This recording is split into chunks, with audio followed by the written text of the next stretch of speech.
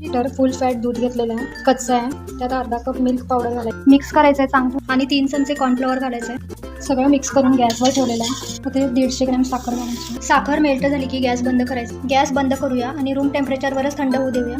Room टेम्परेचरवरच थंड झालेलं आहे. आता मिक्सरमधून फिरवून घेऊया. मिक्सरमधून फिरवून घेतलेलं आहे. आता एअरटाईट कंटेनरमध्ये भरून ठेवू. बेस इथं आपला रेडी झालेला, सेमी सेट झालेला आहे. आता याला अजून एकदा मिक्सरमध्ये घालून फिरवून घ्यायचं. 3 भाग असे काढलेले आहेत. आता याला कव्हर करून फ्रीजरमध्ये ठेवूया 2 तासासाठी. डबा काढायचा आहे. मिक्सरच्या भांड्यात घालूया. मँगो क्रश घेतलेला आपण 4 चमचे. येलो फूड कलर आहे 2 ड्रॉप. मिक्सरला फिरवून घेऊया.